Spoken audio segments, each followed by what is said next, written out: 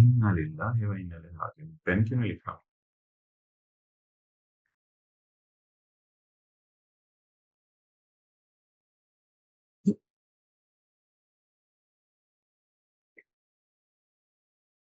क्या करें, इसकी चार्जिंग केबल देखें।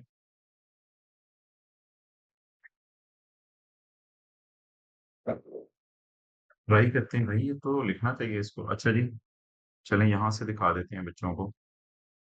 FAR 2 टर्म टेस्ट 1 डिस्कशन की ये करने लगे जी हम।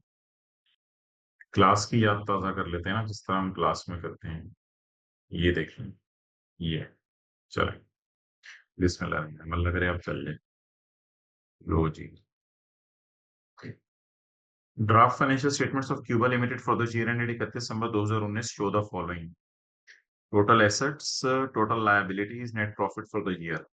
While reviewing the draft financial statements, following matters have been noted. On 1 April 2019, Cuba acquired some technical know-how. Acquired का मतलब है जी खरीदी है, which completely changed the way its manufacturing process operates. भाई कॉस्ट ऑफ बाइंग इंटेंजिबल तो capitalise होगी, तो ये 180,000 तो कैपिटलाइज होगा, ये 180,000 तो कैपिटलाइज होगा। इसके बाद legal cost as part of acquisition, ये भी कैपिटलाइज होगी। और इसके बाद जो है वो manufacturing supervisor time to install new process.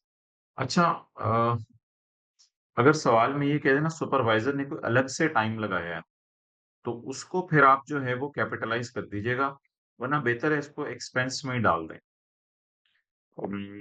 Extra को टाइम लगा के उसको एक्स्ट्रा उसको पेमेंट की हो तो फिर उससे कैपिटलाइज कर दीजिएगा। स्टाफ ट्रेनिंग तो आपको पता है एक्सपेंस में जाती है, और 4800 टेस्टिंग न्यू मैन्युफैक्चरिंग प्रोसेस ये हमारा कैपिटलाइज होगा। तो 180,000 प्लस 4 प्लस 4.8, ये टोटल बता दें कितना आ रहा है। 180 प्लस 4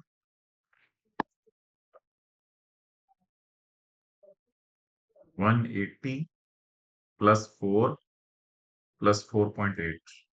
चलो, मैं कैलकुलेटर तो नहीं लेके बैठा, चलें खैर है, रहने दे, कोई ना कोई बच्चा शायद जाग ही जाए। तो ये हमारी कॉस्ट आ गई जी 188.8। ये हमारी कॉस्ट आ गई जो कैपिटलाइज होनी है। New फेनिंग manufacturing process was available on 1 जुलाई 19, यानी हमारे साल के मिड से ये अवेलेबल था। इसको अमोर्टाइज 1 जुलाई 19 से करेंगे। ये बिलीव किया जा रहा है कि new process would be benefit for next 4 years, ये अगले 4 साल बेनिफिट देगा, जिसके बाद इसे रिप्लेस कर दिया जाएगा। Although operations of new manufacturing process during its first 6 months went well, so a breakthrough in the development of improved technology by a competitor led to कि उसको इम्पेयरमेंट टेस्ट से गुजारें और इसकी fair value minus cost to sell हो गई है 1 लाख, और present value of cash flows हो गई है 105,000। अब मेरे भाई इसको इम्पेयरमेंट टेस्ट से भी गुजारना पड़ेगा।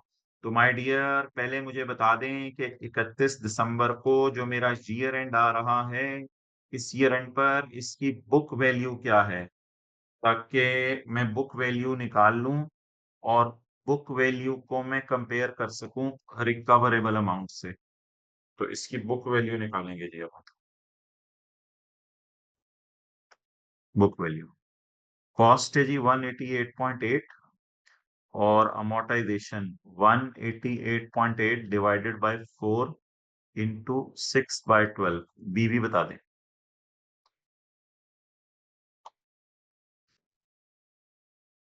आदरत ये थोड़ा पेन लिखने में मसला कर रहा है। इंटू नहीं, मैं पता नहीं ये सरफेस का मसला क्या मसला है। इंटू 6/12, बुक वैल्यू बताएं। बुक वैल्यू 165.2, 165.2, ये जी हमारी बुक वैल्यू आ गई। डन जी, क्लियर? क्लियर अच्छे बच्चों? 165.2। ओके, अब इसको इम्पेयरमेंट टेस्ट से गुजारना है, तो इसे कंपेयर करें रिकवरेबल अमाउंट से। रिकवरेबल अमाउंट आपको पता है होती है higher of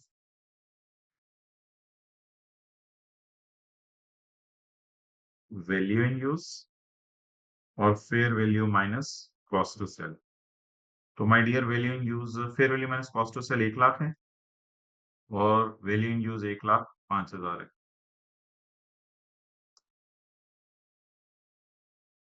fair value minus cost to sell 1,00,000 है। और estimated future cash flows expected 105। तो ये 100 आ गया माय डियर, अल्हम्दुलिल्लाह पेन भी सही हो गया है। ये 105 आ गया। आप बता दें इम्पेयरमेंट कितनी आ गई? 165.2 माइनस 105। जी, इम्पेयरमेंट बताएं कितनी आई?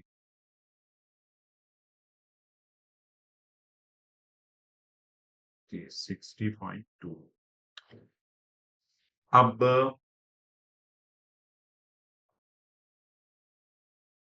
सवाल कहता है the accountant has capitalised full cost of 205। ओ, अकाउंटेंट ने पूरा 205 कैपिटलाइज कर दिया है।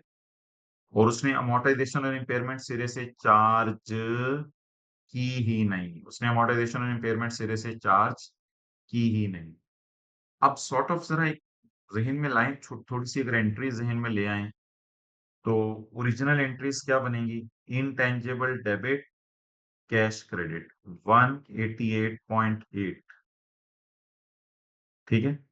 इसके बाद जो है वो अगली एंट्री बनेगी अमोर्टाइजेशन की, बल्कि वो जो दो कॉस्ट को एक्सपेंस में डालना था उन दो कॉस्ट को एक्सपेंस में डालेंगे। 3.2 और 13, ये बन जाएगा 15.2।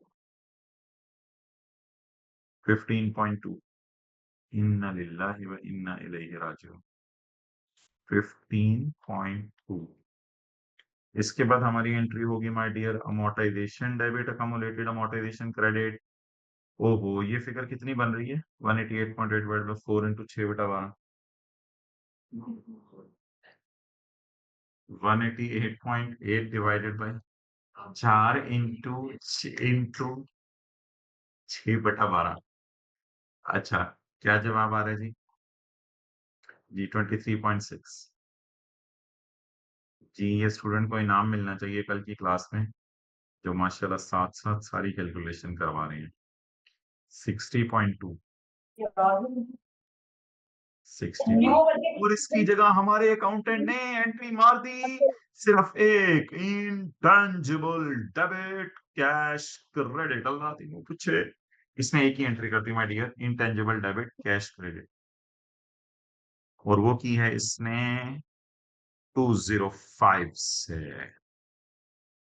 Intangible debit cash credit, that is with 205।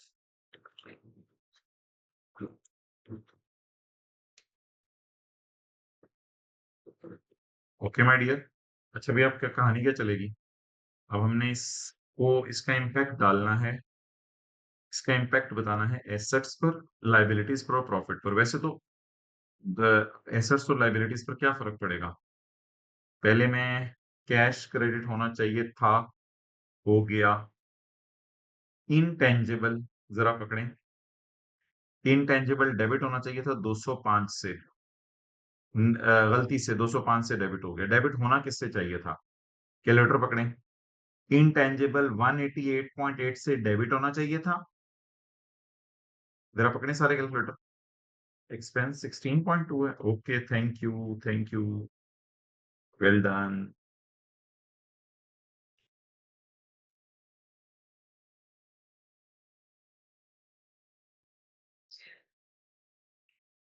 Expense is 16.2।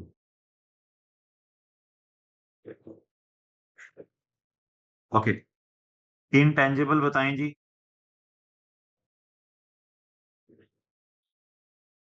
Intangible, pen का मसला है क्या? मसला मुझे नहीं समझ आ रहा। देखो, सिक्स, हाँ 16.2 भाई ये। ये 16.2 है, 16.2। अच्छा जी, नेक्स्ट माय डियर, इनटेंजिबल 205 से डेबिट हो गया, होना चाहिए था 188 से, और क्रेडिट होना चाहिए था 23.6 से, और क्रेडिट होना चाहिए था 60.2 से। अब कोई तीनों जरा मुझे नेट करके बताए। 188.8 माइनस 23.6 माइनस 60.2, इन तीनों को कोई नेट करके बताए।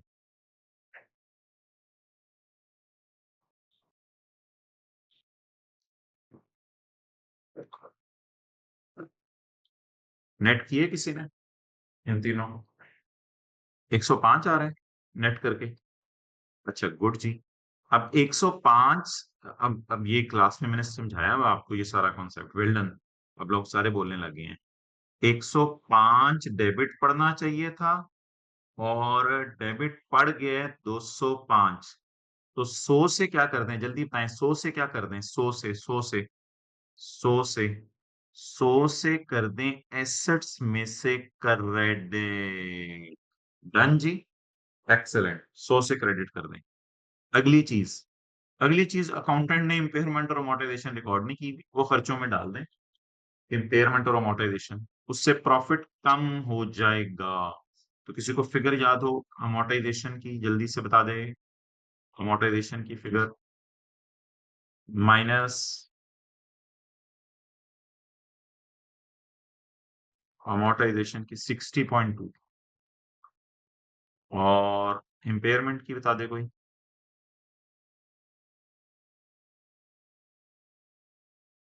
इम्पेयरमेंट की, अच्छा चले, मैं वो शायद आपको दिखाई नहीं साथ साथ, ये इम्पेयरमेंट है। तो ठीक है, अमोर्टाइजेशन अलग से बता दें। अमोर्टाइजेशन अलग से बता दें, अमोर्टाइजेशन 23.6, ये दोनों रिकॉर्ड नहीं हुई ना, तो 23.6, 23.6।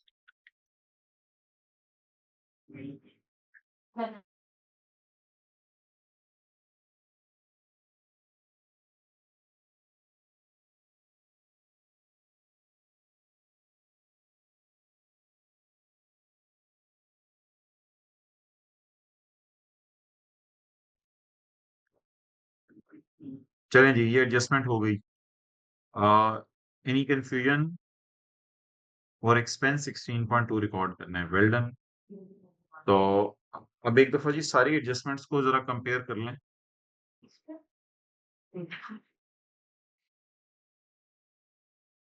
अमोर्टाइजेशन रिकॉर्ड होनी चाहिए थी, नहीं की, मैंने कर दी, इसको भी खत्म कर दें। इम्पेयरमेंट मैंने रिकॉर्ड करनी करनी चाहिए थी, नहीं की, मैंने कर दी। ये एक्सपेंस रिकॉर्ड करना चाहिए था, ये अब मैं कर देता हूँ 16.2। चलें जी, आखिरी एक्सपेंस रिकॉर्ड कर दें, -16.2।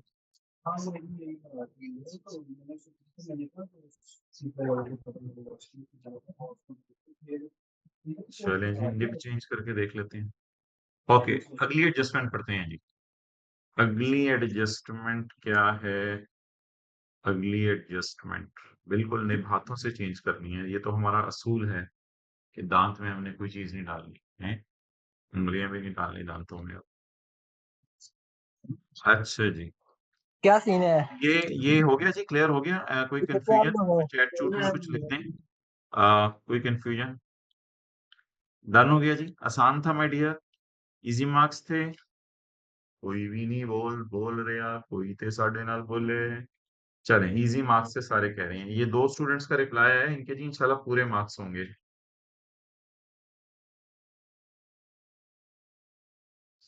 चलें जी, आप पढ़ें।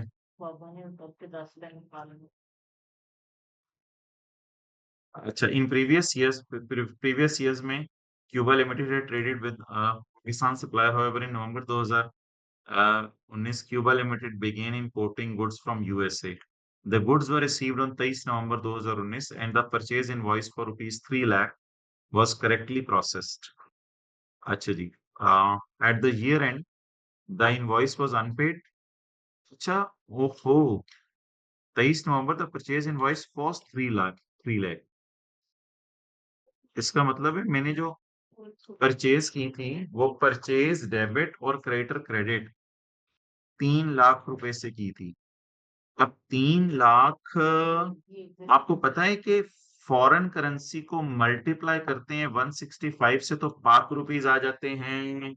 तो अगर मैं, मुझे फॉरेन करेंसी गिवन ही नहीं है सवाल में, तो मैं क्या करूं, मैं साइड पे जाके मेरे जो 3 लाख रुपए हैं, इन 3 लाख रुपए को अगर मैं डिवाइड करूं 165 से, तो क्या मुझे पता चल जाएगा माय डियर कि कितना जो है वो मेरी पाक रुपीस बन रहे हैं, वो फॉरेन करेंसी बन रही है?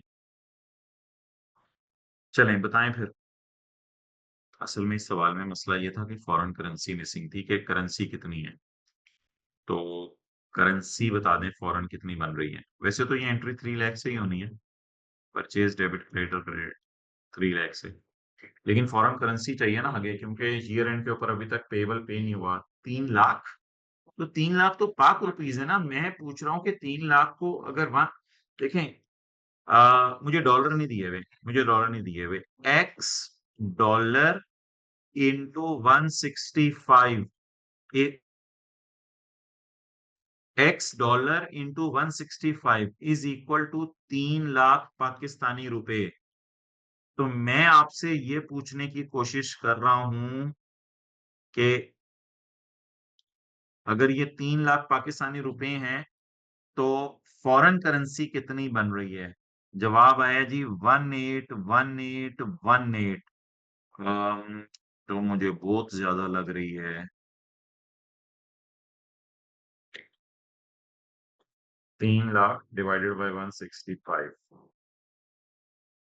3 लाख डिवाइडेड बाय 165, 1818 बन रही है। ये 1818 के तो पॉइंट भी नहीं डाल रहे बीच में, ये निहायत ही शहजादे लोग हैं। तो 1818 1818 तकरीबन बन रहे हैं डॉलर। क्लियर हो गया। 1818 डॉलर बन रहे हैं हमारे, जो इस सवाल के अंदर जो है वो आएंगे। चाहिए आपको? अच्छा, 1818 डॉलर बन रहे हैं। क्लियर जी। तो अब ईयर एंड के ऊपर मैंने वर्सेस वाली कैलकुलेशन से गुजारनी है चीजें। माय डियर, ईयर एंड पे मैंने किस कैलकुलेशन से गुजारनी है? वर्सेस वाली कैलकुलेशन से। At year end the invoice was unpaid. आप बताएं, 1818 डॉलर, इशारिया 1 8 लगा दें, चले बेहतर है।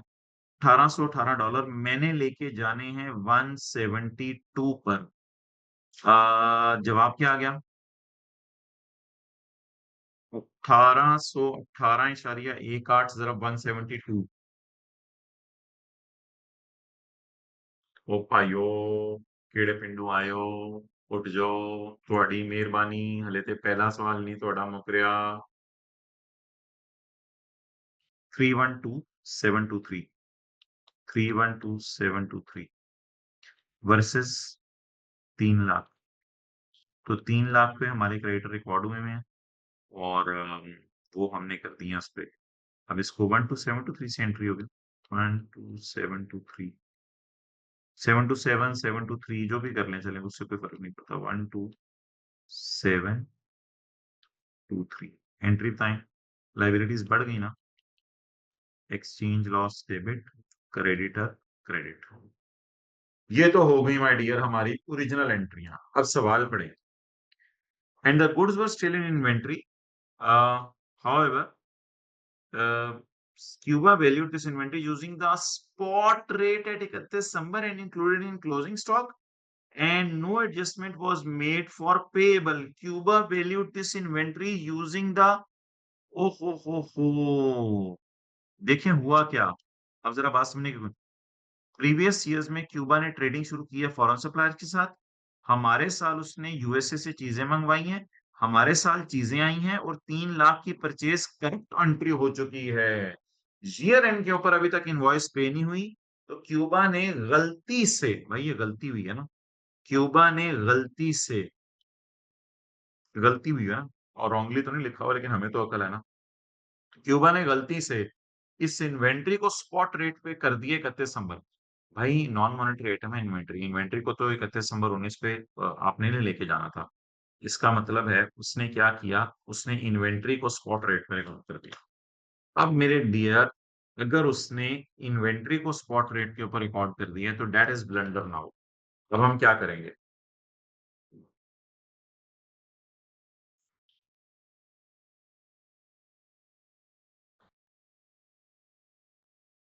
ये देखें जी।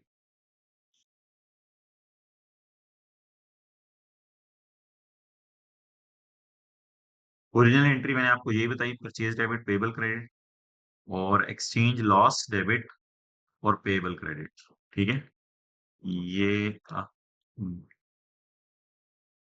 रुपीज के अंदर नहीं, रुपीज इन मिलियन के अंदर या थाउजेंड में सॉल्व किया, उसकी खैर है। अच्छा, रॉन्ग एंट्री में उसने ये वाली एंट्री तो सही की, परचेज वाली, लेकिन फिर उसने इन्वेंट्री को स्पॉट रेट पे ले गया। अच्छा, अब जरा इन्वेंट्री को स्पॉट रेट पे लेके जाने के लिए सोचें उसने क्या किया होगा। उसने इन्वेंट्री को वैल्यू किया होगा, हमारी इन्वेंट्री जो है 1818.18 डॉलर की हमने इन्वेंट्री खरीदी है, उसको उसने वैल्यू किया होगा 172 पे। तो इन्वेंट्री 312, 312 और 727 पर आई होगी। जब हमारी इन्वेंट्री 312 727 पर आई होगी तो इन्वेंट्री वैल्यू होगी होगी अपवर्ड। माय डियर, मुझे बताएं, जब उसने ईयर एंड पे इन्वेंट्री को वैल्यू किया तो क्या उसने क्रेडिटर बढ़ाए या इन्वेंट्री बढ़ाई? उसने जब 1818 को तो इन्वेंट्री बढ़ाई। तो इन्वेंट्री जब उसने बढ़ा दी, तो क्योंकि देखे ना एक्सचेंज रेट बढ़ है तो इन्वेंट्री बढ़ गई। तो उसने एंट्री कर दी inventory debit exchange gain credit. Sir आपको कैसे पता चला उसने इन्वेंट्री बढ़ाई? भाई एक्सचेंज रेट में इस तरह डिफरेंस आ रहा है ना कि प्राइस बढ़ रही है। पहले इन्वेंट्री 3 लाख पे रिकॉर्डेड है, अब वो 312 पे रिकॉर्ड की उसने। तो अब एडजस्टमेंट तो आसान सी होगी, एडजस्टमेंट के अंदर तो कोई ऐसा मसला नहीं है। एडजस्टमेंट कैसे होगी माय डियर हमारी? एडजस्टमेंट ऐसे होगी कि मैंने एक्सचेंज लॉस रिकॉर्ड करना था 12 का, और मैंने एक्सचेंज गेन रिकॉर्ड कर दिया है 12.7 का।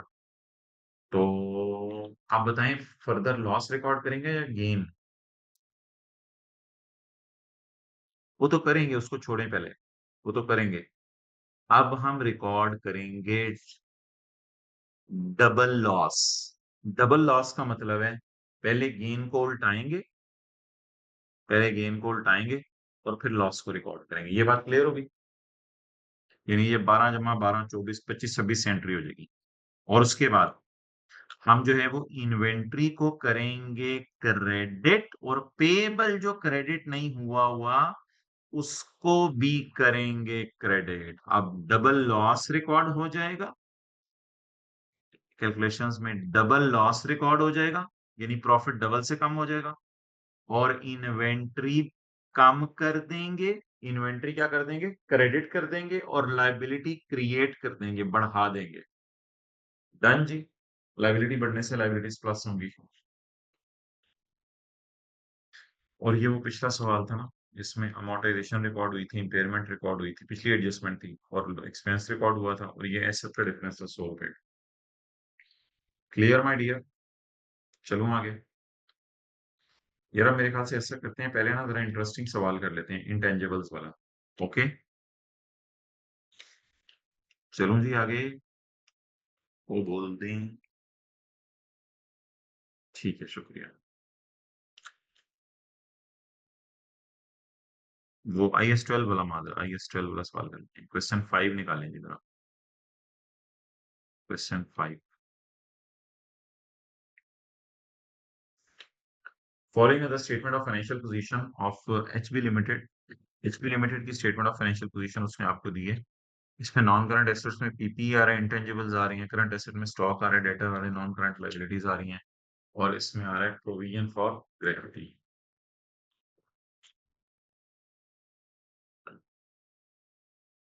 All PP were purchase in January 2011। सारा का सारा पीपी हमने खरीदा है जनवरी 2011 में। ये है हमारा साल, ये है पिछला साल, और ये है पिछले से पिछले साल का पहला दिन। अच्छा, all assets are being depreciated over 15% using reducing वाले method. Tax rules allowed 35% depreciation. Tax rules छोड़े अभी। काउंटिंग रूल्स के मुताबिक हमने एसेट्स को डेप्रिशिएट किया 15% यूजिंग रिड्यूसिंग बैलेंस मेथड। अब ना असल में ये WDV पहले साल के एंड की है या दूसरे साल के एंड की है? कोई बोल ही नहीं रहा। चलो मैं जाता हूँ। एक्सेलेंट, दूसरे साल के एंड की है, और ये WDV तीसरे साल के एंड की है। असल में हमने एसेट्स को खरीदा है यकम जनवरी 11 को। माय डियर, हमने एसेट्स को खरीदा है यकम जनवरी 11। तो माय डियर असल में ना यहाँ पे कॉस्ट मिसिंग है एसेट्स की। तो अब वो बड़े आसान तरीके से निकल सकती थी। कॉस्ट एसेट्स की मिसिंग है। कॉस्ट कैसे निकलनी थी? कॉस्ट माय डियर ऐसे निकलनी थी कि आपने कहना था जी यकम जनवरी 11 को फर्ज करें मेरा एसेट 100 रुपए का है। अब अगर मेरा एसेट 100 रुपए का है यकम जनवरी 11 को, तो डेप्रिशिएट हुआ होगा 2011 में 31 दिसंबर 11 को 15 रुपए, तो रह गया होगा 85 का। फिर 2012 में डेप्रिशिएट हुआ होगा पूरा साल, तो 85 इंटू 15, 85 इंटू 15% बताएं, अकाउंटिंग वाले 15% पे करें, 85 इंटू 15%,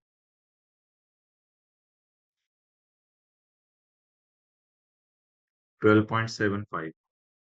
तो मेरा एसेट 12.75 से डेप्रिशिएट हुआ होगा। अब मुझे बता दें 31/12/12 को अगर मैं एसेट 100 रुपए का एज्यूम करूं या 100% एज्यूम करूं, एसेट की जो है वो बुक वैल्यू क्या बन जाती है 31/12/12 की रात को?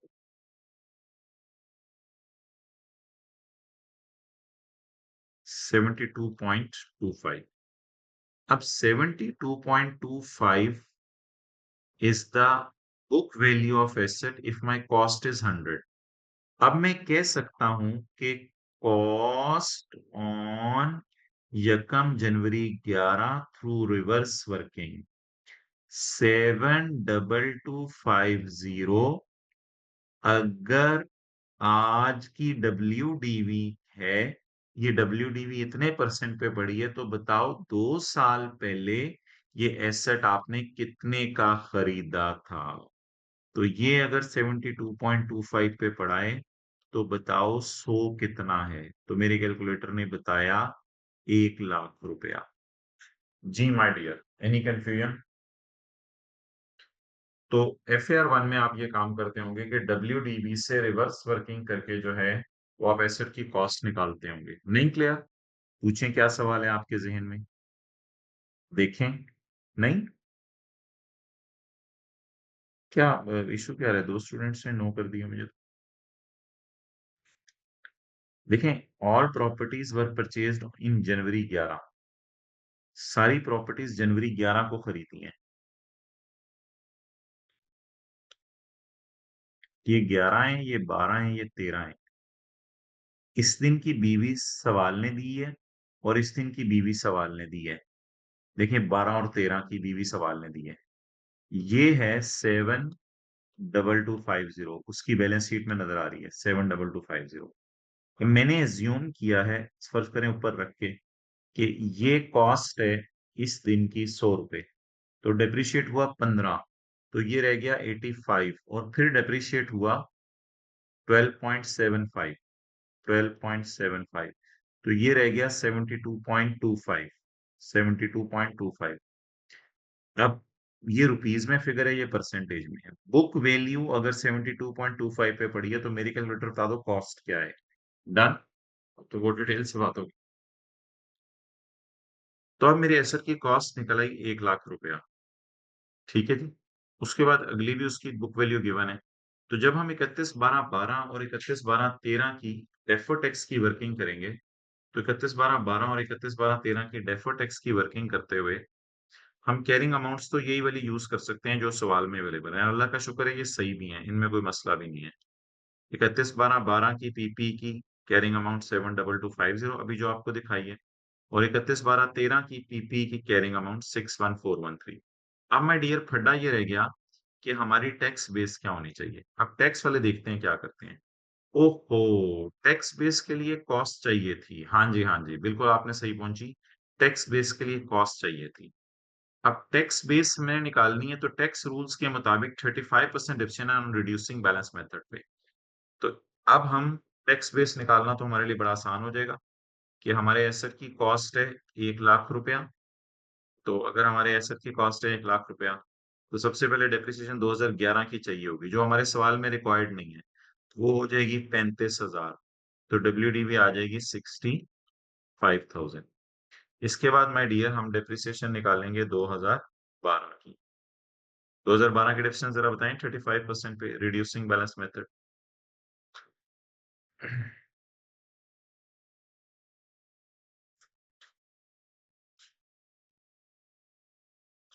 22750।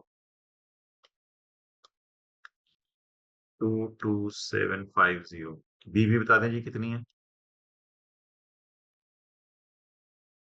4250, तो 4250 आ गई। इसके बाद अगर डिप्रिशिएट करें 2013 में, बोलें जी कितने? 2013 में डिप्रिशिएशन 14788, 14788। मादरत भाई ये मसला हो रहा है। तो बीवी बता दें कितनी आ गई? बस आपको तो मेथोडोलॉजी बतानी थी। बुक वैल्यू कितनी आ गई जी? 27462, 27462। तो 42250 और 27462, ये हमारी बुक वैल्यू होगी जो हम सवाल में यूज करेंगे। 27462 और 42250। डन जी, क्लियर? Any confusion?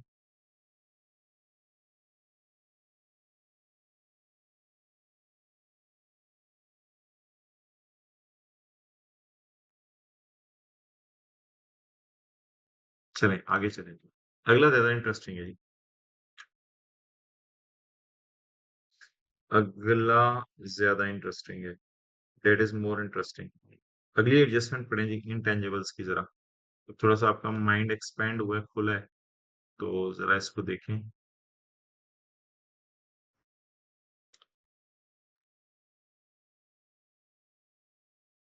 अगली एडजस्टमेंट पढ़ें।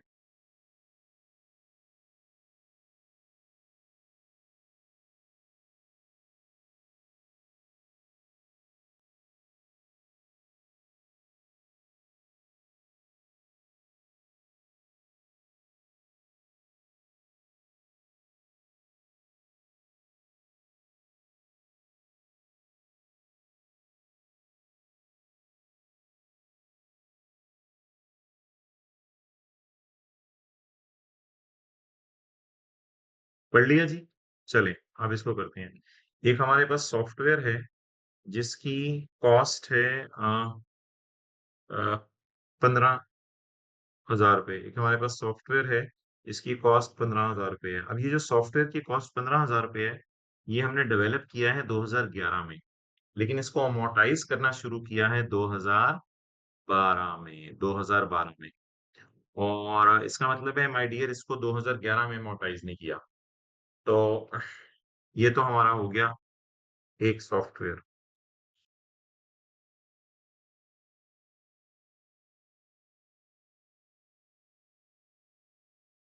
इसको 2011, 2012 और 2013, इसकी कॉस्ट है 15,000।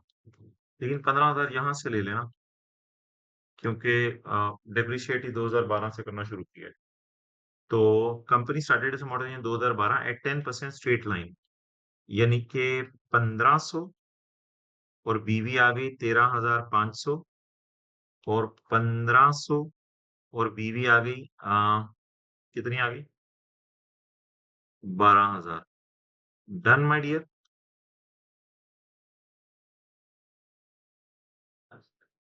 डन। चलें। Tax authorities allow all development expenditure in the year in which they are incurred. इसको मैं डिस्कस कर लेता हूँ अभी। टैक्स वाले कहते हैं डेवलपमेंट जैसे ही करो उसे खर्चे में डाल दो। अच्छा, अदर इंटेंजिबल्स वर परचेज्ड एट यकम जनवरी 11। HB amortized other intangibles at 15%। अच्छा, on straight line basis, but tax authorities allow other at deduction at 10%। ओ, दो किस्म के इंटेंजिबल हैं। एक सॉफ्टवेयर है हमारा, और एक सॉफ्टवेयर के अलावा अदर इंटेंजिबल्स हैं। अच्छा, अदर इंटेंजिबल्स यानी सॉफ्टवेयर के अलावा। अच्छा अच्छा अच्छा अच्छा।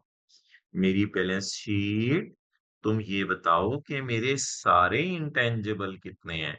बैलेंस शीट ने कहा 31/12/12 पे सारे इंटेंजिबल हैं 16,000 के। हमने कहा अच्छा, 31/12/12 पे सारे इंटेंजिबल 16,000 के हैं।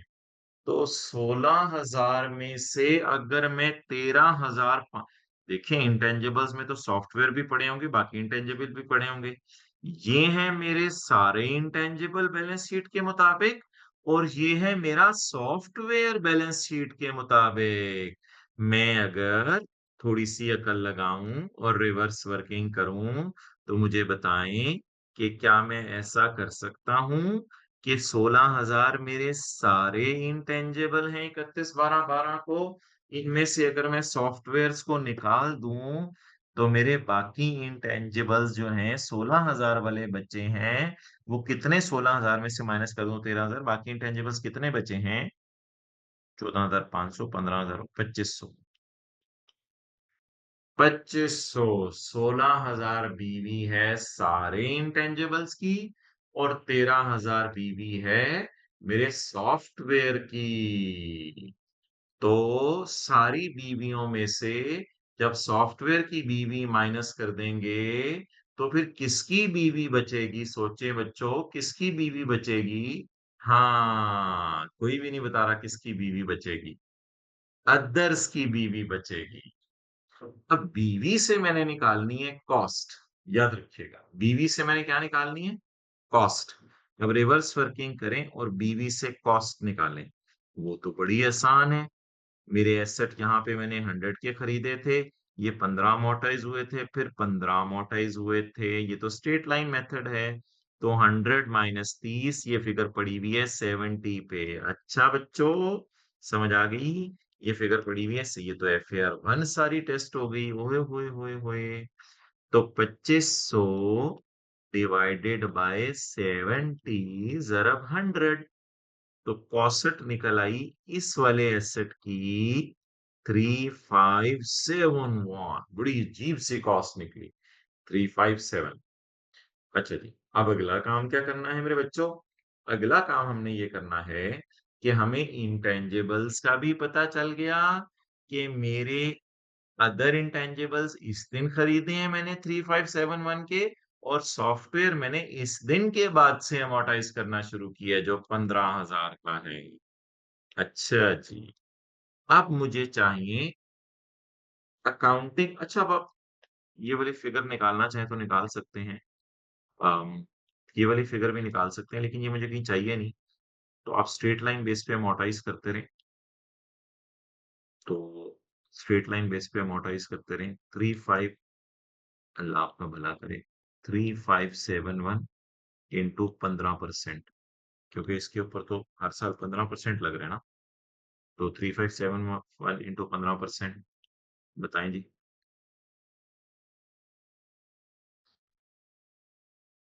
536।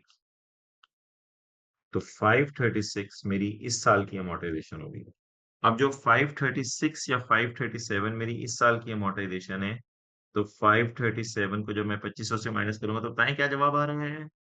536 या 537 को जब मैं 536 को माइनस करूंगा तो बताएं क्या जवाब आ रहा है 2500 में से? 1964।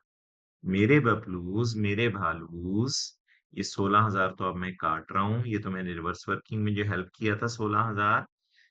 मैंने 3571 के खरीदे थे सॉफ्टवेयर के अलावा वाले इंटेंजिबल्स जख्म जनवरी 11 को। ये इनकी 11 की अमोर्टाइजेशन है, वो मैंने आपके सामने निकाली नहीं।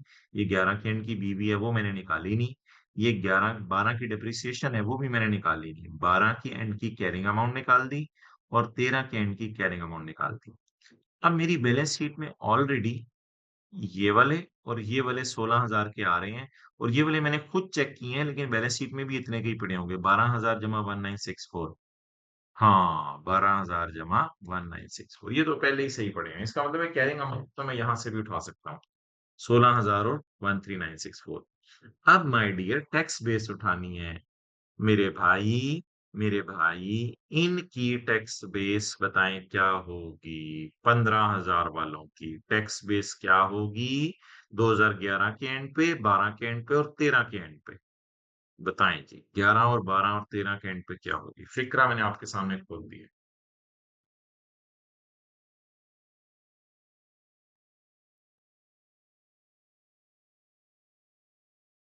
11, 12 और 13 के एंड पे इनकी टैक्स बेस क्या होगी? जी माय डियर। जी, वेल डन। सवाल में लिखा हुआ है टैक्स अथॉरिटीज ऑल डेवलपमेंट को होते ही खर्चे में डाल देते हैं और सवाल कहते हैं डेवलपमेंट हुई है इन 11। इसका मतलब है ये 15,000 सारा का सारा टैक्स वालों की नजर में इस साल खर्चे में चला गया है। तो इसकी टैक्स बेस आंडा आंडा आंडा। तो अब मैं टैक्स बेस आपके सामने लिखने लगा हूं, कैरिंग अमाउंट्स नहीं, 15,000 वाले की टैक्स बेस आंडा आंडा आंडा। अब मुझे टैक्स बेस चाहिए 3571 वालों की, बाकियों की। इनकी टैक्स बेस निकालने के लिए सवाल कहता है टैक्स वाले 10% फॉलो करें स्ट्रेट लाइन। ये तो बहुत आसान हो गया। 10% फॉलो करें स्ट्रेट लाइन। 10% का मतलब है 2011 में 357, फिर इधर भी 357, फिर इधर भी 357। तो 2011 की बीवी तो मुझे नहीं चाहिए। 2000 पता नहीं, मैं देख लेता हूँ सवाल में, वो नहीं चाहिए मेरे ख्याल से। 2012 की बीवी चाहिए, कॉस्ट में से 2 सालों की। तो माइनस करें 3571 माइनस 357 दो दफा, 2857, 2857 ले जी, ये भी सही हो गया। वो जो 12,000 और 13,500 है हमारे सवाल का, उसकी तो टैक्स बेस हमने जीरो ले ली। 12,000 और 13,500 की टैक्स बेस हमने जीरो ले ली। इसकी टैक्स बेस हमने जीरो ले ली। लेकिन ये जो दूसरा पड़ा हुआ है 2500 और 1964, ये जो 2500 और 1964 पड़ा हुआ है, इस ये तो हमारे अदर इंटेंजिबल्स हैं। 1964 और 2500, ये 1964 और 2500, इनकी टैक्स बेस अभी मैंने आपको बता दी है। 3571 में से मैंने 1 साल की अमोर्टाइजेशन माइनस की और इसी में से दूसरे साल की अमोर्टाइजेशन जब आप 357 माइनस करेंगे तो जवाब 2500 आ गया। तो इजी था भाई, समझ आ गया। जी माय डियर, पेपर में भी सही हुआ था जी, बता दें अभी तो समझ आ गया, पेपर में भी सही हुआ था।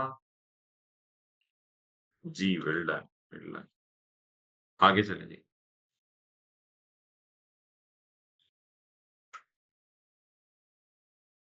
स्टॉक बैलेंस शीट में जो नजर आ रहा है वो एनआरवी लॉस के बाद नजर आ रहा है। लेकिन टैक्स वाले कहते हैं एनआरवी लॉस माइनस नहीं करना। आपको क्या लग रहा है ये फिगर एनआरवी लॉस के बाद वाली है पहले वाली है? बाद वाली है पहले वाली है, बी या पी?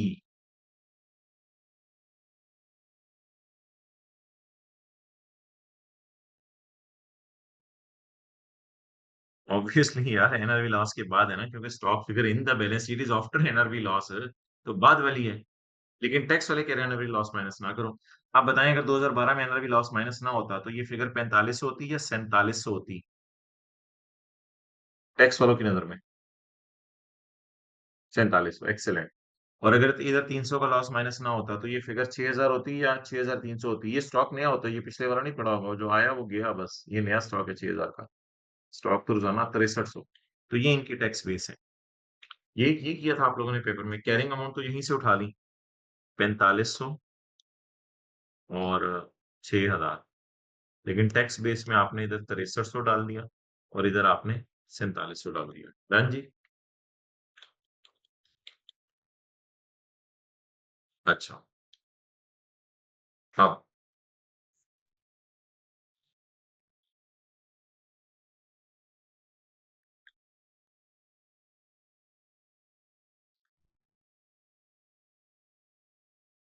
डेटर्स की फिगर है provision for doubtful debt 5% minus करने के बाद, और टैक्स वाले कहते हैं कि हम आपको जो है वो डेटर्स माइनस करने देंगे। टैक्स वाले कहते हैं हम आपको डेटर्स माइनस करने देंगे।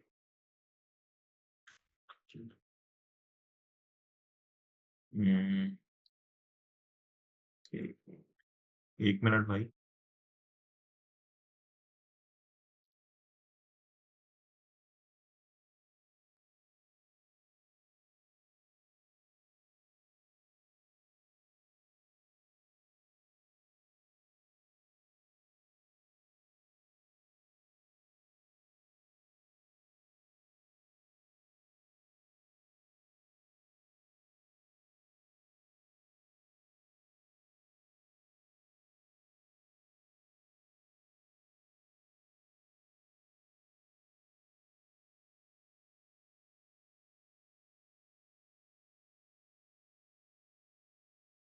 चलिए, माय डियर डेटर्स हैं 5% प्रोविजन फॉर बैड डेट के बाद और टैक्स वाले कहते हैं एक्चुअल बैड डेट माइनस होंगे, ज़ाहिर बात है ये तो हमें पता है।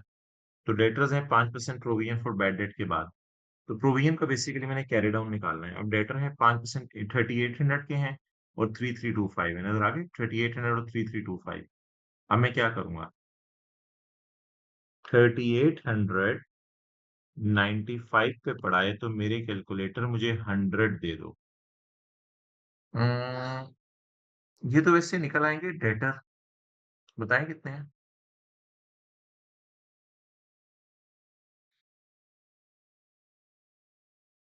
4000। ये तो मेरे डेटर निकल आएँगे। लेकिन आपको पता है आमतौर पे मैं प्रोविजन का कैरी डाउन लेके जाता हूँ। तो मुझे तो प्रोविजन का कैरी डाउन चाहिए। तो प्रोविजन का कैरी डाउन निकल आएगा 4000 ज़रब 5%। 4000 ज़रब 5%। लेकिन इसको इस तरह भी तो निकाल सकता हूँ। 4000 ज़रब 5% कितना आ रहा है वैसे?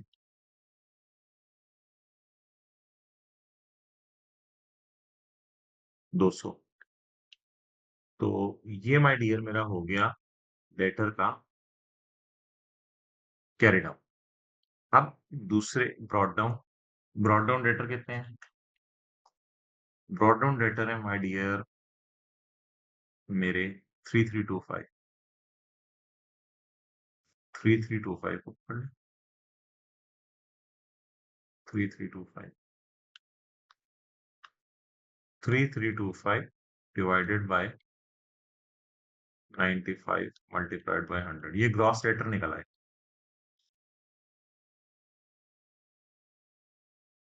3300 जरा 5%। डेटर के ग्रॉस का 5%। 175। 175। तो जब मैं प्रोविजन का अकाउंट बनाऊंगा, प्रोविजन का अकाउंट,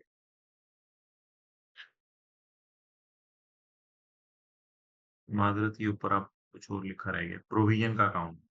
तो इसका ब्रॉड डाउन आ जाएगा 175 और कैरी डाउन आ जाएगा 200। बाकी करंट टैक्स की वर्किंग तो मैंने करनी नहीं कि मैं सोचूं बैड डेट एक्सपेंस कितना है और रिटर्न ऑफ कितना है। डन जी। तो 175 और 200 मैंने कैरिंग अमाउंट निकाल लिया है और टैक्स बेस इनकी जीरो है। ये आपको नजर आ रहा होगा इधर 175 और 200। नजर आ गया 175 और 200। ये 175 और ये 200। चलें जी आगे।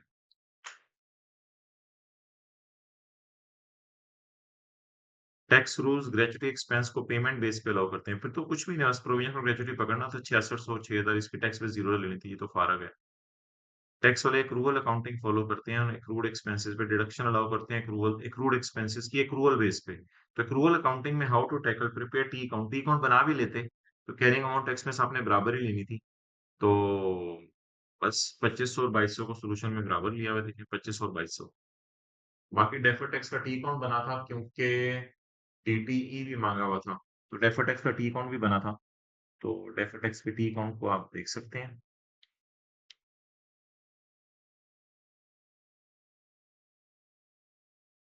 डेफर्ड टैक्स का ब्रॉड डाउन तो दिया होगा ना सवाल में।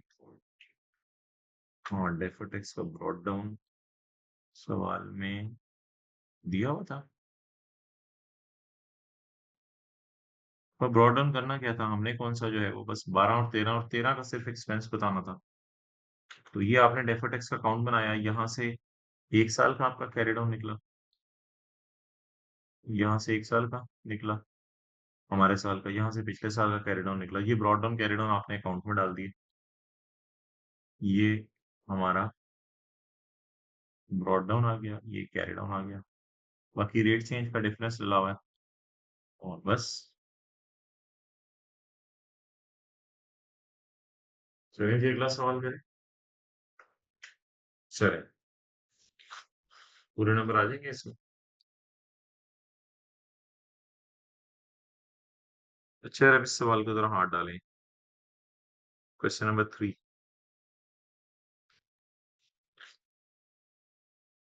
The mirror company bought a flock of 500 sheep on 2 December 2007 in Canada to be kept in a farmhouse for wool shearing। ठीक है। तो अगर एग्रीकल्चर प्रोड्यूस निकालने के लिए कर रहे हैं, तो फिर तो मेरे भाई ये बायोलॉजिकल एसेट होगा। यानी इस पे आईएस 41 लगेगा, ये एग्रीकल्चरल एक्टिविटी है। The cost of each sheep was 95 which represented their fair value at that date. At 30 June 2008 हमारे साल के आखिरी दिन, अ, 1.5 साल हो गए वैसे खरीदे हुए। हमारे साल के आखिरी दिन ऑल ऑफ द 1.5 साल तो नहीं, यकम दिसंबर 2007 और यकम दिसंबर तो 7 महीने हुए हैं हमारे साल ही खरीदा मात्र। 30 जून 2008, 7 महीने में खरीदे हुए। तो all of the sheets are still held and fair value increased to 107. Miller has a contract to sell the sheep on अगला साल for 190। मेरे भाई मैंने आपको एक कॉन्सेप्ट दिया था कि अगर आईएस 41 के अंदर फेयर वैल्यू भी दी हो और एस्टिमेटेड सेल प्राइस भी दी हो जिस पे मैंने बेचना है, तो एस्टिमेटेड सेल प्राइस इग्नोर करेंगे। आईएस 2 में तो शायद इन चीजों को लिया जाता है, लेकिन आईएस 41 में नहीं लिया जाता। अच्छा, सवाल की रिक्वायरमेंट है बैलेंस शीट बनाना है। तो मेरे भाई आप दूसरी लाइन छोड़ें, तीसरे पैरे की तरफ आए। ऑक्शनियर्स 5% ऑफ फेयर वैल्यू का लेता है जब बेचने जाएं, और cost of transporting sheep to market is 3। ये cost of transporting sheep to market आपने इग्नोर करनी है माय डियर। ये तो तब कभी होगी जब कभी शीप बिकेगी। तो वैसे भी मैंने कहा था transportation cost cost to sell में माइनस नहीं करते। किसी को याद आ रहा है? बड़ा स्पेसिफिकली लिखवाया था, transportation cost cost to sell में माइनस नहीं करते। जरा खोल के देख लीजिएगा। ये बात आप लिख लें, इनसे नोट्स खोल के देख लीजिएगा, वहां से याद आ जाएगी। Transportation cost cost to sell में माइनस नहीं करते। याद आ रहा है किसी को? वो सफा बेशक मुझे बता दे किसी ने खोल के देख लिया तो। Transportation cost cost to sell में माइनस नहीं करते। अच्छा, इसके बाद एग्रीकल्चरल लेवी है, दो की, is payable on each sheep sold. ये जो भी शीप आप बेचते हैं उस पे एग्रीकल्चरल लेवी लगेगी। तो एक तो इस पे एग्रीकल्चरल लेवी लगनी है, तो ये यूरो है ना मेरे ख्याल से। एक तो इस पे एग्रीकल्चरल लेवी लगनी है जो भी शीप आप बेचेंगे। दूसरा इस पे ऑक्शनेयर फी लगनी है। अ, तो अब हम करेंगे क्या मेरे भाई? ये जो परचेज का डेटा ना शायद इरेलीवेंट था, क्योंकि ईयर एंड पे मेरे पास सिर्फ जानवर अब पड़े हुए हैं। जब मेरे पास ईयर एंड पे जानवर पड़े हुए हैं ना, तो खाली ईयर एंड के ऊपर आपने fair value minus cost to sell निकाल लेनी थी। मेरे पास शीप हैं, पहली लाइन में देखें 500। 500 शीप में परचेज तो 95 पे की थी। इनिशियल रिकॉग्निशन की एंट्री जैसे ही बच्चों ने टाइम जाया किया, सिर्फ सब्सीक्वेंट रिकॉग्निशन होनी थी 107 पे। 500 ज़रब 107। लेकिन 500 को जब मैं 107 से ज़रब दूंगा, तो ये बाहर के मुल्क में मेरे स्टॉक की कीमत आएगी, मेरे बायोलॉजिकल एसेट्स की। मुझे पाक रुपीज में चाहिए। तो ईयर एंड के ऊपर माय डियर रेट हो चुका है 30 जून 2008 को 341 रुपए। नीचे देख लें, 30 जून 341 रुपए। अब जवाब बता दें क्या आया फेयर वैल्यू। इसमें से माइनस करेंगे कॉस्ट टू सेल 18244। अब माइनस करेंगे cost to sell. Cost to sell में माय डियर आ रहा है 5% ऑक्शनियर फी। तो 5% ऑफ 18244 बोले कितना है? 18244,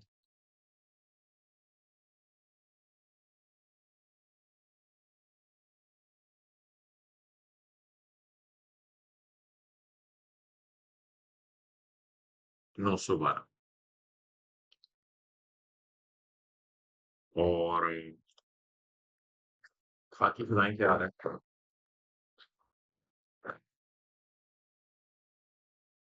बाकी एक और चीज भी माइनस होनी है ना? नहीं नहीं नहीं नहीं, बाकी वो नहीं। बाकी एक और चीज भी माइनस होनी है ना, देखें।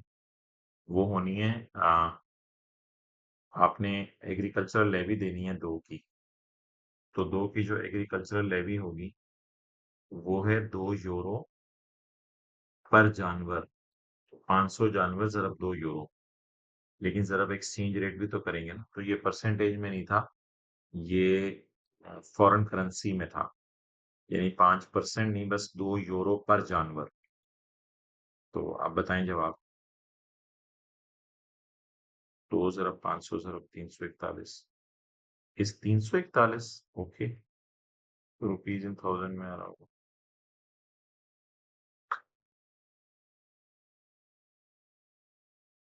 जब आप बता दें जी बैलेंस शीट में कितने पे जाएगा?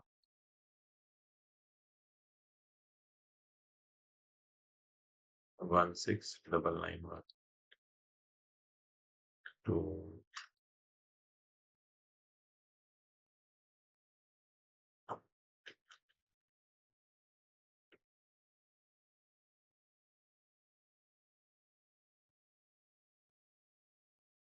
16,991 पे जी हमने अपनी बैलेंस शीट में शो किया हुआ है। देखिए हमने हेडिंग डाली है नॉन करंट एसेट्स। बेहतर है हेडिंग डाल दें आगे शीट में जो 16,991 और ये आगे इनकी कैलकुलेशन भी उसी तरह करनी है। ये मैं आपको करके नहीं दे रहा, ये आसान है। आगे आपने 45 कंबाइन करके लिख दिया। हाँ, ठीक है चलेगा। 45 शीप बॉर्न हुई हैं यकम फरवरी को और fair value of each sheep 20 है। इसको फिर आपने इग्नोर करना था और and their value has increased by 12। By 12 means कि 20 उनकी उस वक़्त फेयर वैल्यू थी, 12 से बढ़ गई है तो 32 उनकी फेयर वैल्यू हो गई है। अब जानवर कितने हैं? ईयर एंड के ऊपर 45 शीप्स नई वाली। तो अब इसी तरह की आपने कैलकुलेशन करनी थी, लेकिन यहाँ 45 शीप्स ले लेनी थी 500 की जगह और यहाँ 107 की जगह आपने 32 यूरो ले लेने थे और 5% उसी तरह इस फिगर का लगाना था जो भी आती और 2 ज़रब 45 जानवर ज़रब 341 तो करना ही था। क्लियर? उसके बाद मैंगो ट्रीज़ जो लगे हुए हैं, ये बियर प्लांट है, ये पीपीई में जाएँगे और ये आपको पता है मैंगोज़ जो हैंग कर रहे हैं, वो जो है वो क्या कहते हैं, उसमें जाते हैं। अल्लाह आपको भला करे। करंट एसेट बायोलॉजिकल एसेट में और स्टॉक जो पड़ा हुआ है जूसेस का वो तो ज़ाहिर-सी बात है इन्वेंटरी में जाएगा। ठीक है जी, आगे चलें वीडियो।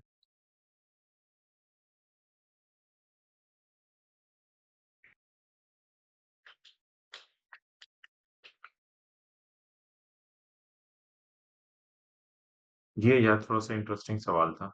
इसको ज़रा मैं लेता हूँ। Question number 3।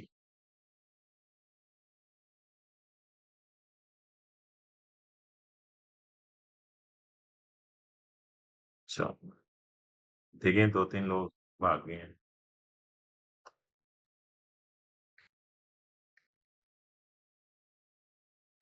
क्या वजह लोग क्यों नहीं आते? ज़रा बताएँ। नॉन सीरियसनेस क्यों है लोगों में इतनी? हम भी तो हैं यार, पूरे दिन लगे रहते हैं और भी दुनिया के काम है।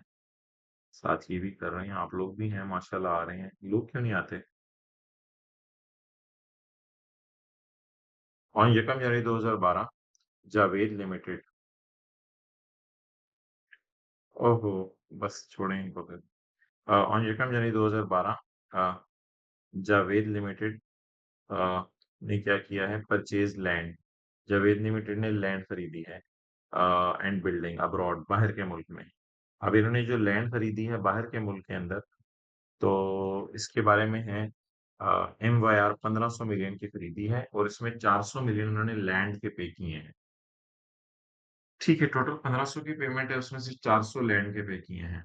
व्हेन एक्सचेंज रेट वाज़ इतना। तो ये डिवाइड वाला सवाल है, रुपीस क्या फन लगा हुआ है। The payment was to be made in 5 equal instalments after every 2 years. Payment हर 2 साल बाद होनी है।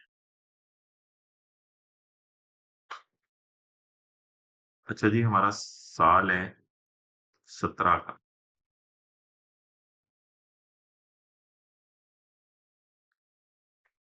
12, 13, 14, 15, 16, 17 तो हमारा साल है 17 को। तो ये वाला साल फिर सॉर्ट ऑफ इर्रेलेवेंट है। तो 1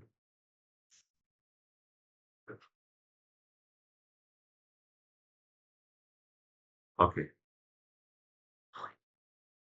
तो अब मेरे भाई हम क्या करेंगे?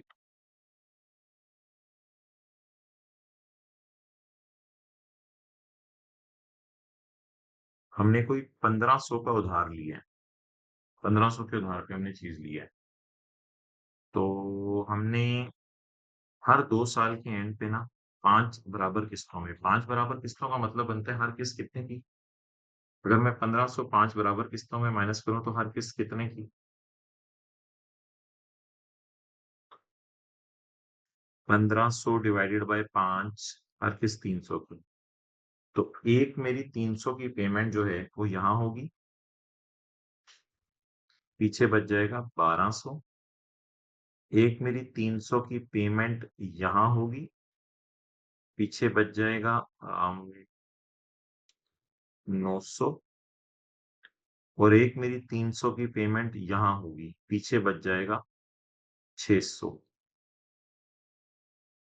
13, 15, 17, 19। हाँ, तो हमें तो बस 17 तक चाहिए ना। हमें 17 तक चाहिए।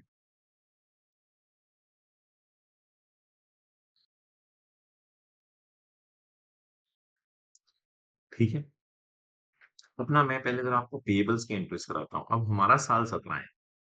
अब जरा हमारे साल 17 में सोचें कि पेएबल की कितनी एंट्रीज होंगी। हमारे साल 17 में सोचें पेएबल्स की कितनी एंट्रीज होंगी।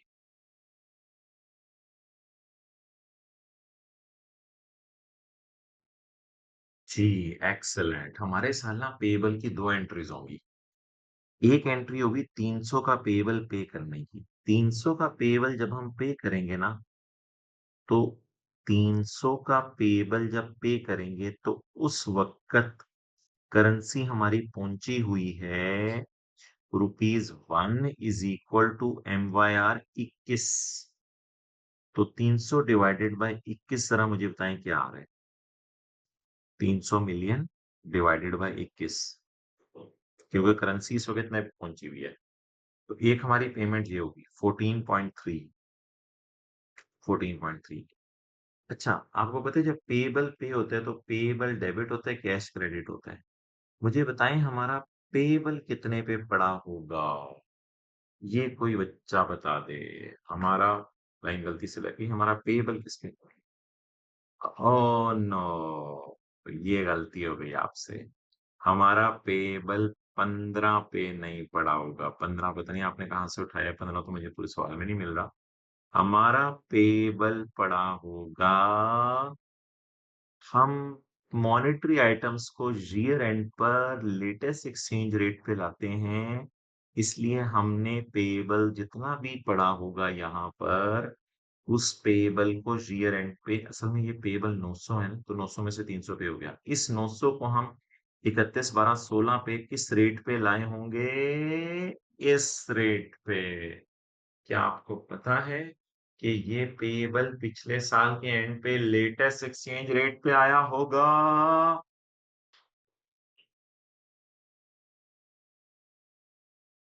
तो बोल ही नहीं रहे होण। सारे किथे रह गए, चुप कर गए। अच्छा, 300 डिवाइडेड बाय 20, 15। एक्सेलेंट, ये तो आपने सही बोला है। तो 300 डिवाइडेड बाय 20 पे पड़ा होगा हमारा पेएबल। जी जी, वो मैंने तो ना 15 समझा, आपने एक्सचेंज रेट बोला है। बिल्कुल सही बोला आपने। समझ आ गया जी बाकियों को भी।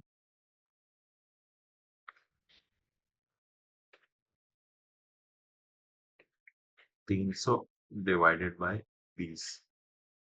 ये इस सवाल में एक मजे की चीज थी। तो ये 15 पे पड़ा होगा। फिर एक्सचेंज डिफरेंस 0.7 का ईयर एंड के ऊपर जो है वो आ जाएगा। ये गेन होगा, एक्सचेंज गेन। इसके अलावा भी हमारे साल कोई पेएबल की एंट्री होगी।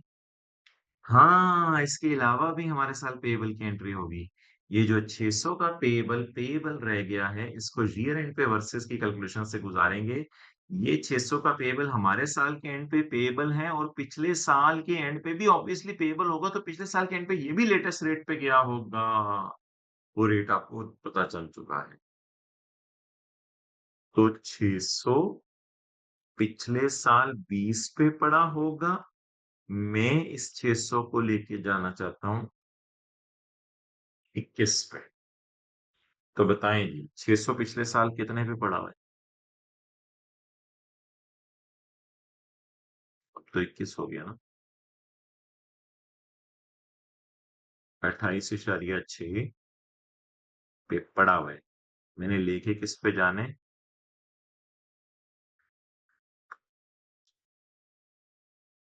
नहीं, पड़ा तो 28.6 पे हुआ है ना। क्योंकि वो पिछले साल वाले रेट पे पड़ा होगा 20 पे।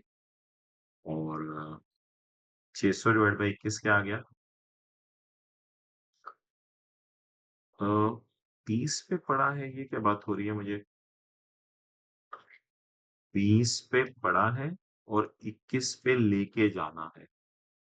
तो 600 divided by 20 is equal to 30। अच्छा अच्छा अच्छा अच्छा। और 600 divide by 21 is equal to 28.6। तो अब मैंने पेबल को क्या करना है? मैंने पेबल को कम करना है। तो पेबल डेबिट, जाहिर सी बात है पेमेंट के वक्त भी एक्सचेंज गेन लॉस आता है और वैसे भी आता है। तो पेबल डेबिट और एक्सचेंज गेन क्रेडिट, अमाउंट बताएं जी। 1.4। ओके, 1.4।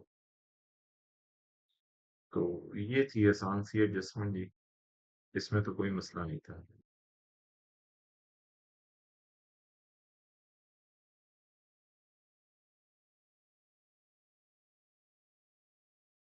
डन जी, आगे चलें।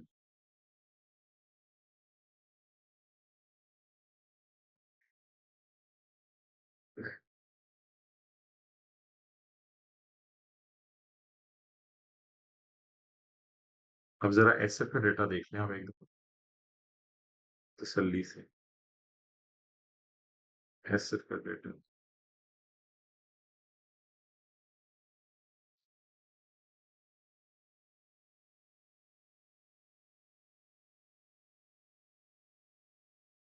देख लिया माय डियर।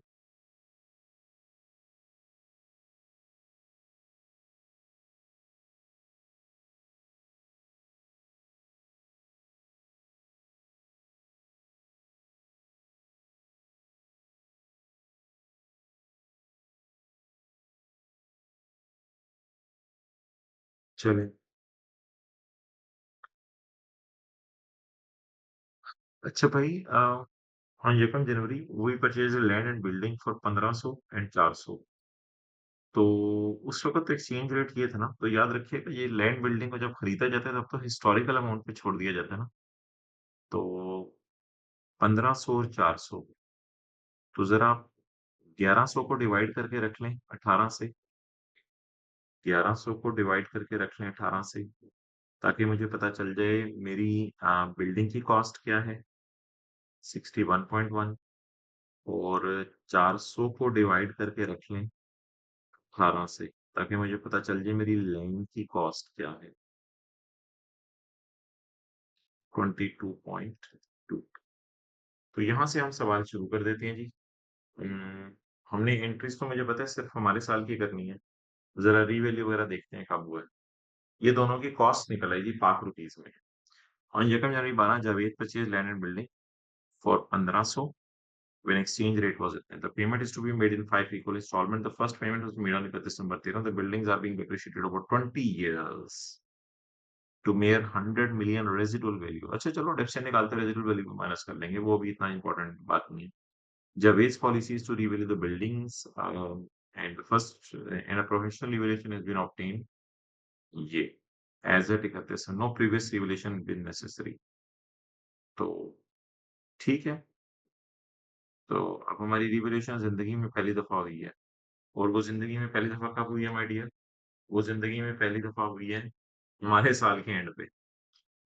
तो इसमें लैंड जो है, लैंड लैंड को 420 को अगर मैं डिवाइड करूँ, लेटेस्ट रेट पे करेंगे ना, रिवैल्यूएशन तो लेटेस्ट रेट पे करेंगे। तो इसको डिवाइड करूँगा 21 से, तो मेरी लैंड बताएँ 420 डिवाइड बाई 21 कितने पे पड़ी होगी अब?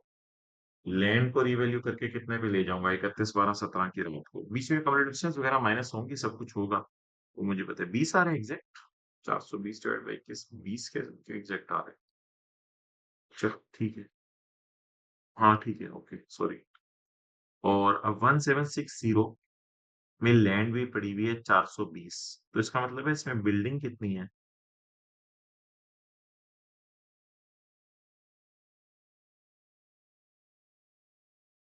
1340। लेकिन 1340 तो फॉरेन करेंसी है ना। मैं 21 से डिवाइड करूँगा, तो बताएं आप कितने की बनी? 340 डिवाइड बाई 21, 63.8। अच्छा माय डियर, ये हमने कॉस्टें कर दी हैं,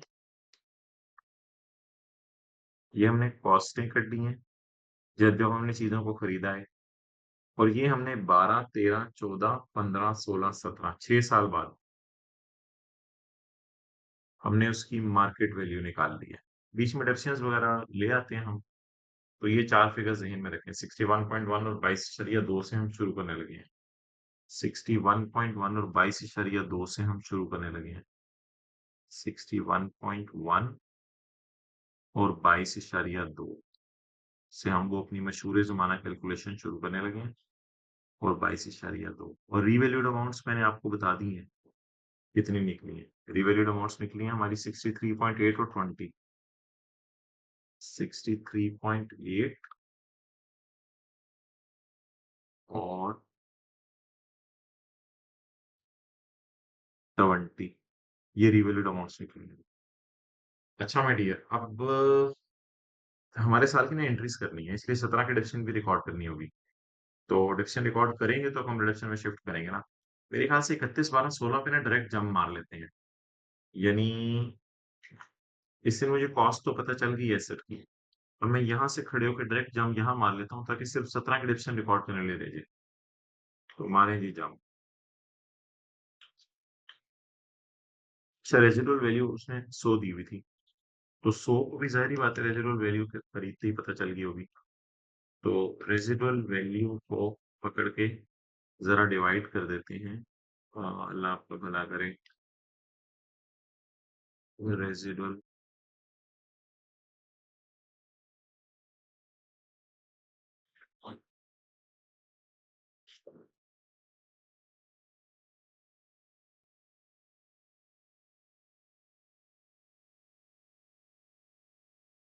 रेजिडुअल वैल्यू को ज़रा पकड़ के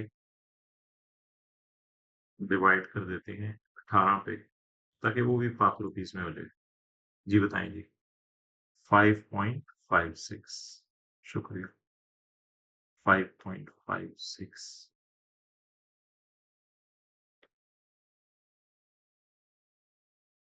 5.56।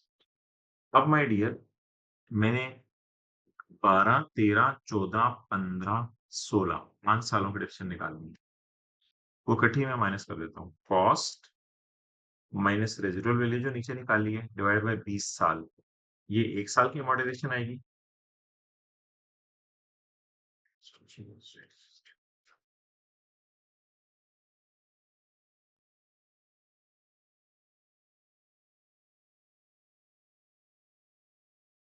नहीं, अगर रेज़िडुअल वैल्यू बीच में कभी फिर चेंज हुई तो उसको हम लेटेस्ट रेट पे लेंगे। तो वो चेंज इन एस्टीमेट ही होगा, लेकिन रेज़िडुअल वैल्यू तो उसने कहीं नहीं बताया कि दोबारा चेंज हुई है। हाँ, तो cost minus residual value divided by life, ये 1 साल की डिडक्शन आ जाएगी, लेकिन मुझे 5 साल की चाहिए। ये भी आ जाएगी, और अ, ये 5 साल की डिडक्शन आ गई। अब 1 साल की डिडक्शन और निकालेंगे उसी तरह, बिल्कुल उसी तरह। ये 1 साल की डिडक्शन आ गई। अब एंट्रीज़ क्या बनेगी? Deduction debit, account deduction credit. अब हम ग्रीन पट्टीज़ बनाते हैं। ग्रीन पट्टी। अब हमारे साल की पहली एंट्री होगी डेब्शन डेबिट अकाउंट डिडक्शन क्रेडिट 2.78, बस ये करके आएंगे। और ये स्काई ब्लू पट्टी बनेगी। स्काई ब्लू पट्टी की एंट्रीज दो होंगी, account deduction debit, plant credit. लेकिन अकाउंट डिडक्शन आप डेबिट करेंगे क्योंकि पहली दफा रिवैल्यू है, तो 13.89 और 2.78 दोनों को मिला के account deduction debit building credit 16.7 कोई बता रहा है। और फिर उसके बाद अगली एंट्री नॉर्मल तरीके से बिल्डिंग डेबिट सरप्लस इन ओसीआई क्रेडिट। तो ये एंट्री आराम से बिल्डिंग डेबिट सरप्लस इन ओसीआई। तो ये देख लें। हमने 3 एंट्रीज़ की हैं, डेब्शन, डेबिट, अकोमोडेशन क्रेडिट, और फिर सारी अकोमोडेशन एसेट अकाउंट में शिफ्ट कर दी, और बिल्डिंग डेबिट सरप्लस इन ओसीआई क्रेडिट।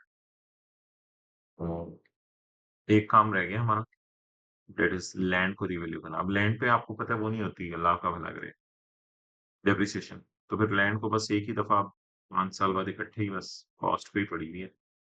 कॉस्ट को ही बीवी मार्केट वैल्यू से कंपेयर कर सकते हैं।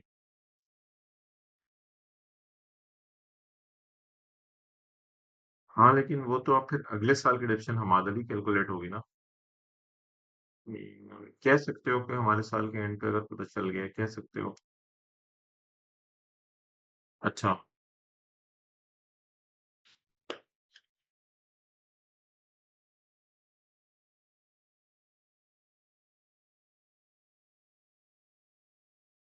चलें जी, आगे चलें। अ,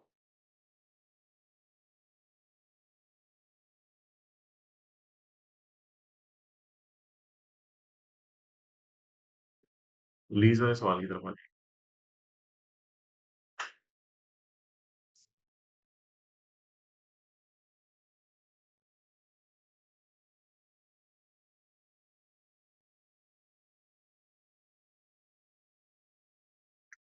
3,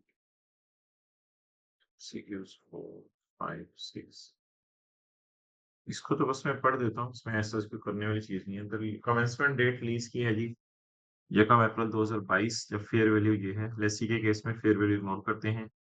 यकम अप्रैल 22 को एबीसी ने पे किया है 20,000 एज़ अ लीज़ इंसेंटिव। ये कोई इनिशियल डायरेक्ट कॉस्ट का इंसेंटिव नहीं था। इसको आप पहले रेंटल में से माइनस करते हैं। लीज़ इंसेंटिव पे किया है लेसर एंड लेसी को एंड सीसीएल और लेसी ने पे किया है 1,07,000 डिपॉजिट। ये कोई डाउन पेमेंट टाइप समझ लें। To secure lease external legal adviser को सीसीएल ने दिया है। सीसीएल जो है वो लेसी है। एक्सटर्नल लीगल एडवाइजर को उसने 15,000 दिया है और and was paid by CCL on 30 अप्रैल। ओह! ये बड़ी मज़े की आईडीसी की एंट्री बननी थी। पहले आपने यकम अप्रैल 22 को एंट्री करनी थी आरओयू डेबिट पेएबल क्रेडिट फिर payable debit cash credit. CCL ने प्लांट को रिटर्न करना है at the end of lease term on यकम अप्रैल 22। सीसीएल का अंदाजा था कि cost related to restoration of plant are इतने। तो ठीक है, वो डीकमीशनिंग की प्रेजेंट वैल्यू आप निकाल लेंगे, ये तो कोई मसला नहीं। लीज रेंटल्स आर इतना 1293 fixed annual payment for first 5 year in advance. तो पहले 5 साल एडवांस में पेमेंट होगी और and 1 million fixed annual rental for next 5 year और अगले 5 इयर्स 1,000 की पेमेंट होगी।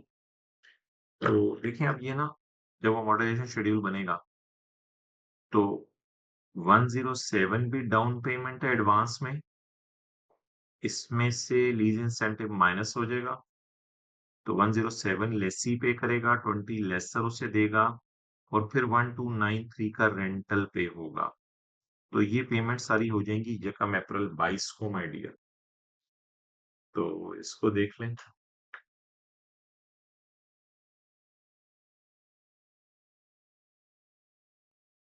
यकम अप्रैल 22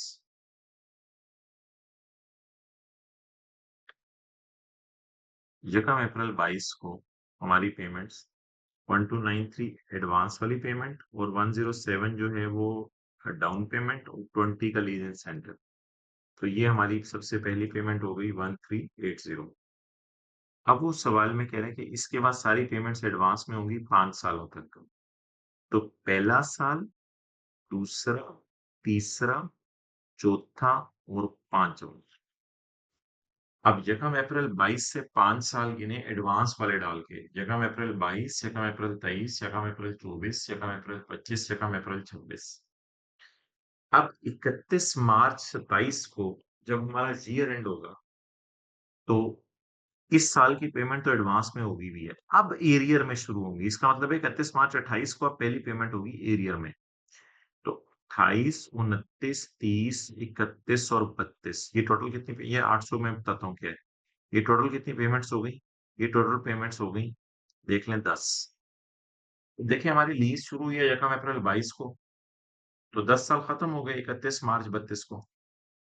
तो ये हमारा ओवरऑल जो है वो लीज का पीरियड है। डन जी। 5 पेमेंट्स जो है वो उसके अंदर होनी थी और 5 पेमेंट्स इसमें होनी थी। अब इसकी डिस्काउंटिंग कैसे करनी? यार ये 800 जो है ना residual value expected to be paid है, ये आपको भी सवाल से मैं दिखा देता हूँ। अब इसकी डिस्काउंटिंग कैसे होनी है? इसकी डिस्काउंटिंग ऐसे होनी है कि 1380 को आप डिस्काउंट नहीं करेंगे। 1293 जो है वो 1, 2, 3, 4 4 हैं। इन चारों को उठा के आप इधर ले आएंगे बिल्कुल सिंपल तरीके से जैसे क्लास में करते थे। 1293 1 माइनस 1.1 जो भी रेट है रेज़ टू पावर माइनस 4 बस करके इसको नॉर्मल तरीके से लेंगे। अच्छा, इधर बड़ा मज़े की चीज़ होगी। जब आप इन सबको उठा के लाएँगे ना इसमें 1800 में 800 को इग्नोर कर दें, इन सबको उठा के लाएँगे, तो ये एक पीरियड पीछे लाके छोड़ेंगे। ये हमें लाके छोड़ेंगे 31 मार्च 27। अब बताएँ 31 मार्च 27 से कितना पीछे लाना है? 31 मार्च 27 से यकम अप्रैल 22 तक कितना अरसा है? यकम अप्रैल 23, यकम अप्रैल 24, यकम अप्रैल 25, यकम अप्रैल 26, यकम अप्रैल 27 रेज़ टू पावर माइनस 5। ये वाला raise to power minus 5 factor कितने लोगों ने लगाया? ये तो 5 फिगर्स की वजह से है। ये जो शुरू में वापस बुलाना है, ये किसने लगाया? चलो जी। ये तो बच्चे थोड़े रह गए हुए हैं, अब तो बोलने वाले भी नहीं हैं। राइट। अच्छा जी, 6 लगा दिया था। ये देखें ना, ये शेड्यूल बना के देख लिया करें, यहाँ से अंदाज़ा हो जाएगा आपको। अब क्लियर हो गया? ये देखें ना, इसने 1 साल पीछे लाके छोड़ा है, उसको उधर से आगे पीछे बुलाना पड़ेगा।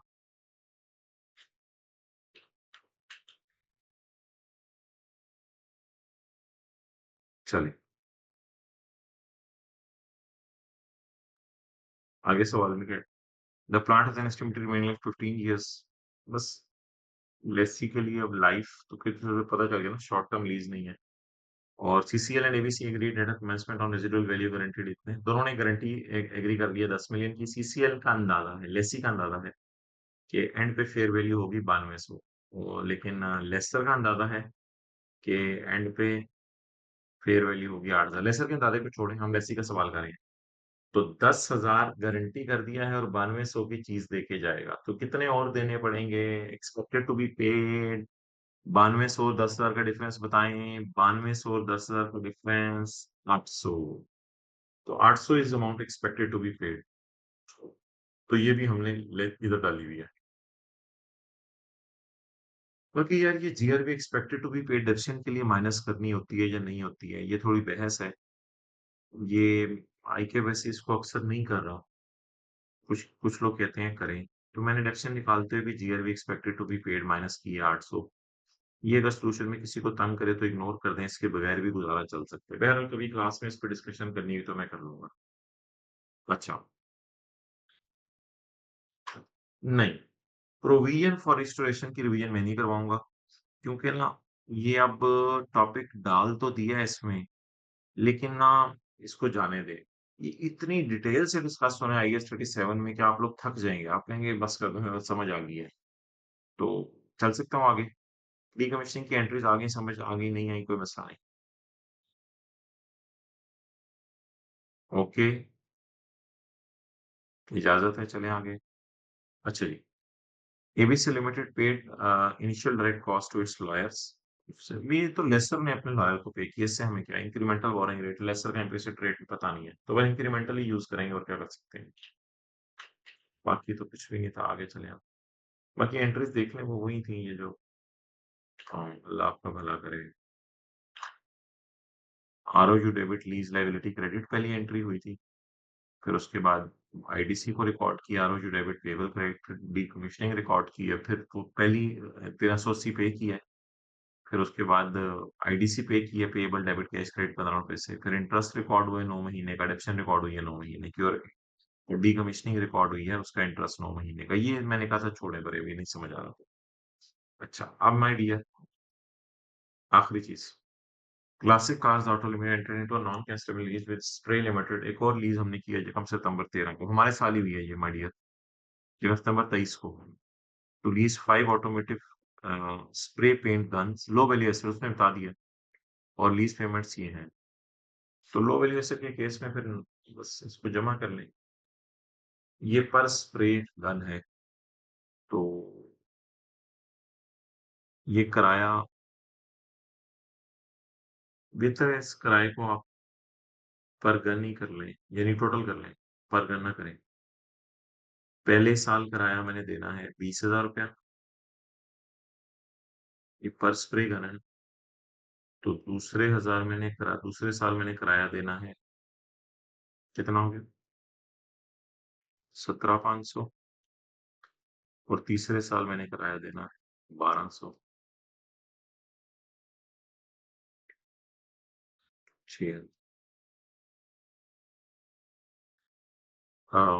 there is an option to extend the lease for a further 2 years. For these 2 years, the annual lease payments will be 1000 per spray gun. अच्छा, स्टोरी खत्म नहीं हुई। At the commencement date, expected to extend the lease. अच्छा, 2 साल और 5 guns सिर्फ 1000, 5000, 5 guns सिर्फ 1000, 5000। तो इनको जमा कर देना था और स्ट्रेट लाइन बेस पे इनकम में डाल देना था। 20 जमा 10, 30, 30 जमा 6, 36, 36 जमा 10, 46, 46 जमा 53 500। लेकिन इसको 5 साल में आपने खर्चे में करना है।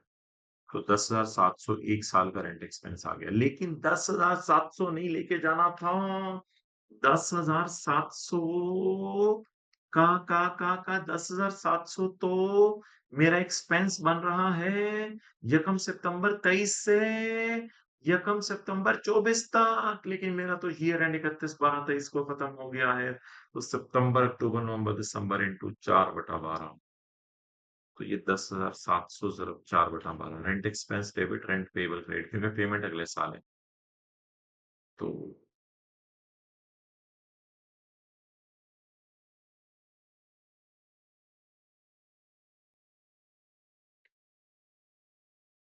10,700 की बजाय 11 किया हुआ है हमने। 10,700 की बजाय 11 इंटू 4/12।